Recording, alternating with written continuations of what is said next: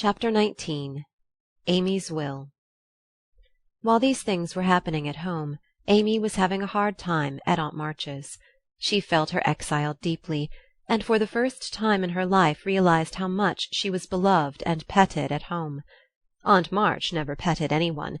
She did not approve of it, but she meant to be kind, for the well-behaved little girl pleased her very much, and Aunt March had a soft place in her old heart for her nephew's children, though she didn't think it proper to confess it. She really did her best to make Amy happy, but, dear me, what mistakes she made! Some old people keep young at heart in spite of wrinkles and grey hairs, can sympathize with children's little cares and joys, make them feel at home, and can hide wise lessons under pleasant plays, giving and receiving friendship in the sweetest way. But Aunt March had not this gift, and she worried Amy very much with her rules and orders, her prim ways and long prosy talks. Finding the child more docile and amiable than her sister, the old lady felt it her duty to try and counteract, as far as possible, the bad effects of home freedom and indulgence. So she took Amy by the hand, and taught her as she herself had been taught 60 years ago, a process which carried dismay to Amy's soul, and made her feel like a fly in the web of a very strict spider. She had to wash the cups every morning and polish up the old-fashioned spoons, the fat silver teapot, and the glasses till they shone. Then she must dust the room, and what a trying job that was! Not a speck escaped Aunt March's eye, and all the furniture had claw legs and much carving, which was never dusted to suit. Then Polly had to be fed, the lap-dog combed, and a dozen trips upstairs and down to get things or deliver orders, for the old lady was very lame and seldom left her big chair. After these tiresome labours she must do her lessons, which was a daily trial of every virtue she possessed. Then she was allowed 1 hour for exercise or play, and didn't she enjoy it! Laurie came every day and wheedled Aunt March till Amy was allowed to go out with him, when they walked and rode and had capital times. After dinner she had to read aloud and sit still while the old lady slept, which she usually did for an hour, as she dropped off over the first page.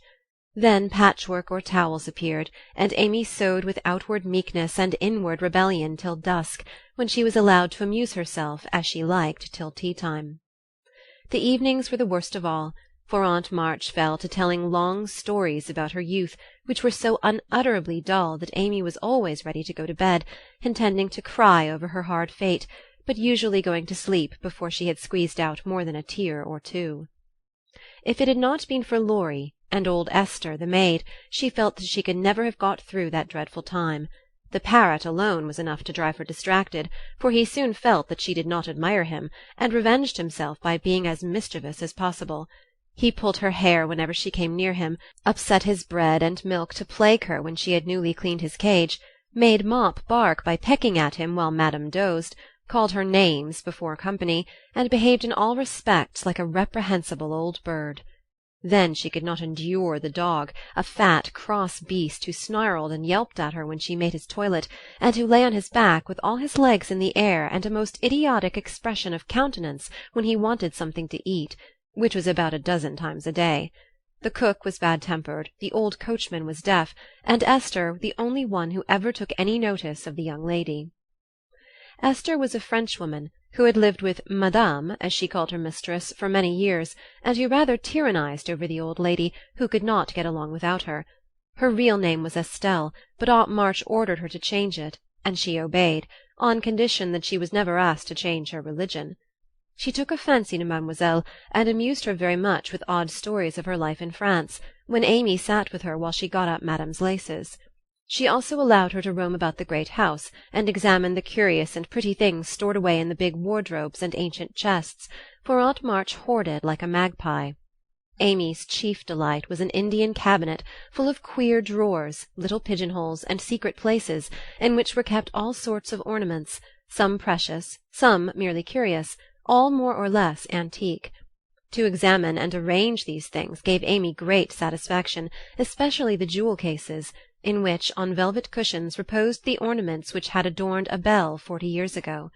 There was the garnet set which Aunt March wore when she came out, the pearls her father gave her on her wedding day, her lover's diamonds, the jet mourning rings and pins, the queer lockets with portraits of dead friends and weeping willows made of hair inside, the baby bracelets her one little daughter had worn, Uncle March's big watch, with the red seal so many childish hands had played with, and in a box all by itself lay Aunt March's wedding ring, too small now for her fat finger, but carefully put away like the most precious jewel of them all. "Which would mademoiselle choose if she had her will?" asked Esther, who always sat near to watch over and lock up the valuables. "I like the diamonds best, but there's no necklace among them, and I'm fond of necklaces. They're so becoming.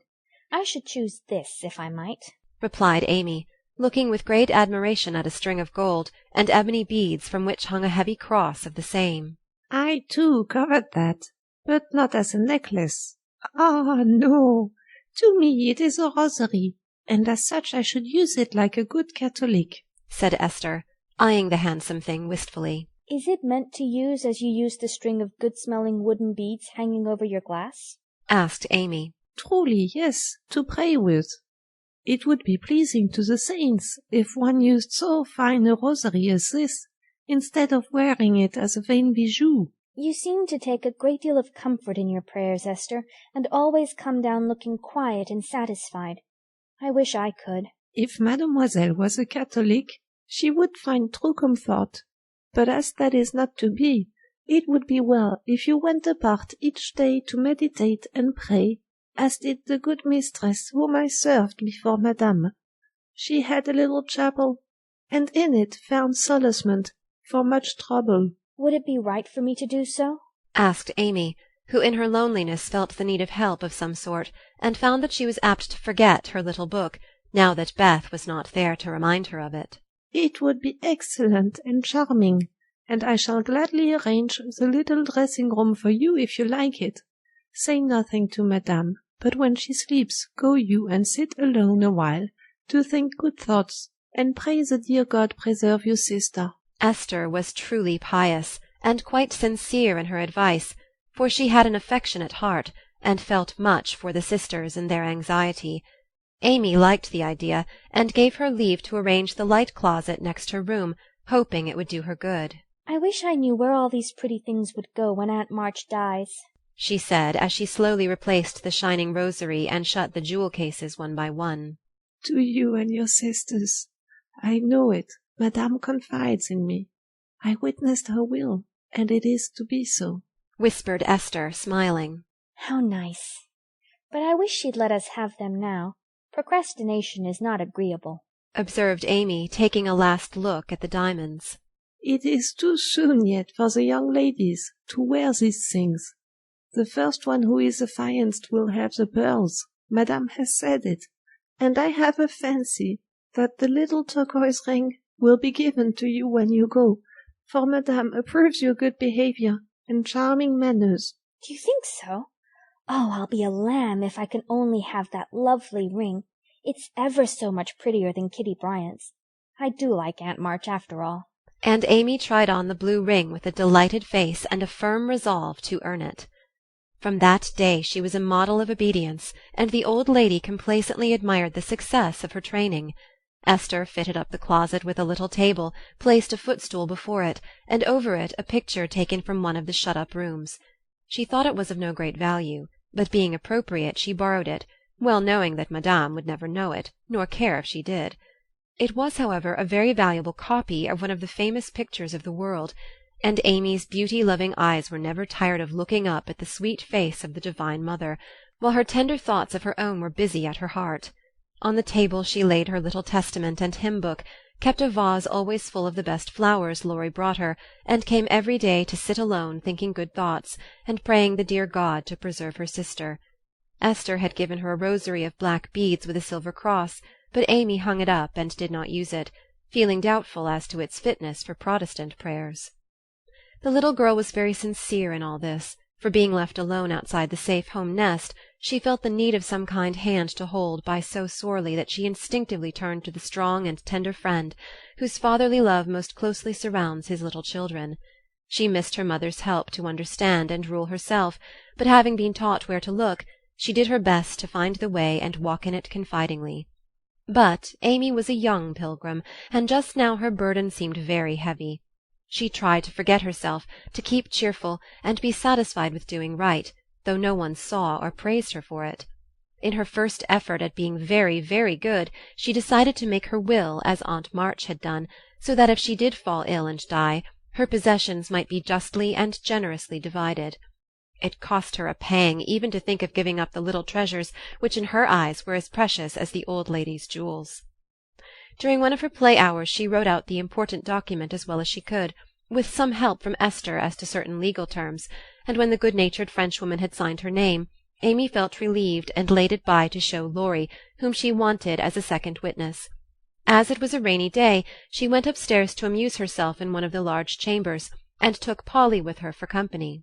In this room there was a wardrobe full of old-fashioned costumes with which Esther allowed her to play, and it was her favourite amusement to array herself in the faded brocades, and parade up and down before the long mirror, making stately curtsies, and sweeping her train about with a rustle which delighted her ears.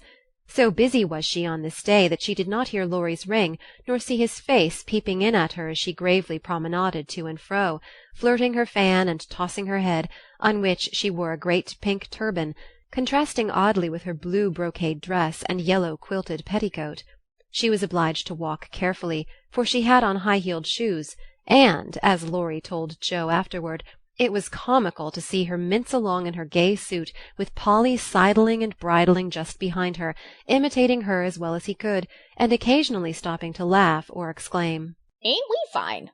Get along, you fright. Hold your tongue. Kiss me, dear. Ha ha!" Having with difficulty restrained an explosion of merriment, lest it should offend her Majesty, Laurie tapped and was graciously received. Sit down and rest while I put these things away. Then I want to consult you about a very serious matter, said Amy, when she had shown her splendour and driven Polly into a corner.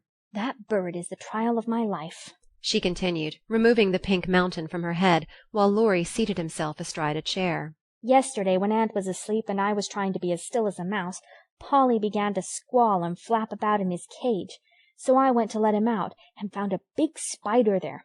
I poked it out, and it ran under the bookcase.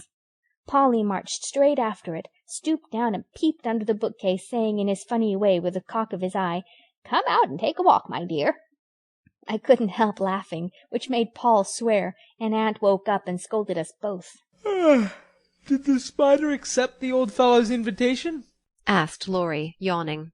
Yes, out it came, and away ran Polly, frightened to death, and scrambled up on Aunt's chair, calling out, "Catch her, catch her, catch her," as I chased the spider. "That's a lie. Oh, Lor!" cried the parrot, pecking at Laurie's toes. "I'd wring your neck if you were mine, you old torment!" cried Laurie, shaking his fist at the bird, who put his head on one side and gravely croaked. "Alleluia! Bless your buttons, dear." Now I'm ready, said Amy, shutting the wardrobe and taking a piece of paper out of her pocket. I want you to read that, please, and tell me if it is legal and right. I felt I ought to do it, for life is uncertain, and I don't want any ill feeling over my tomb. Laurie bit his lips, and turning a little from the pensive speaker, read the following document with praiseworthy gravity, considering the spelling. My last will and testament. I, Amy Curtis March, being in my sane mind, go give and bequeath all my earthly property, viz. to wit, namely, to my father my best pictures, sketches, maps, and works of art, including frames, also my $100 to do what he likes with. To my mother all my clothes, except the blue apron with pockets, also my likeness and my medal with much love. To my dear sister Margaret I give my turquoise ring, if I get it, also my green box with the doves on it, also my piece of real lace for her neck, and my sketch of her as a memorial of her little girl. To Jo I leave my breastpin, the one mended with sealing-wax, also my bronze inkstand, she lost the cover, and my most precious plaster rabbit, because I am sorry I burned up her story. To Beth, if she lives after me, I give my dolls and the little bureau, my fan, my linen collars, and my new slippers if she can wear them, being thin when she gets well. And I herewith also leave her my regret that I ever made fun of old Joanna. To my friend and neighbor Theodore Lawrence I bequeath my papier-mâché portfolio, my clay model of a horse, though he did say it hadn't any neck. Also in return for his great kindness in the hour of affliction any one of my artistic works he likes. Notre Dame is the best. To our venerable benefactor Mr. Lawrence I leave my purple box with a looking-glass in the cover, which will be nice for his pens, and remind him of the departed girl who thanks him for his favours to her family, especially Beth. I wish my favourite playmate Kitty Bryant to have the blue silk apron and my gold bead ring with a kiss. To Hannah I give the bandbox she wanted, and all the patchwork I leave, hoping she will remember me when it you see. And now, having disposed of my most valuable property, I hope all will be satisfied and not blame the dead. I forgive everyone, and trust we may all meet when the trump shall sound. Amen. To this will and testament I set my hand and seal on this 20th day of November, Anni Domino 1861.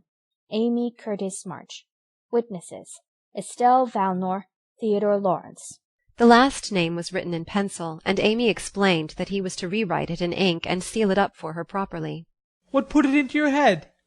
Did anyone tell you about Beth's giving away her things? Asked Laurie soberly, as Amy laid a bit of red tape with sealing wax, a taper, and a standish before him. She explained, and then asked anxiously, What about Beth? I'm sorry I spoke, but as I did, I'll tell you. She felt so ill one day that she told Joe she wanted to give her piano to Meg, her cats to you, and the poor old doll to Joe, who would love it for her sake. She was sorry she had so little to give, and left locks of her hair to the rest of us, and left her best love to Grandpa. She never thought of a will. Laurie was signing and sealing as he spoke, and did not look up till a great tear dropped on the paper.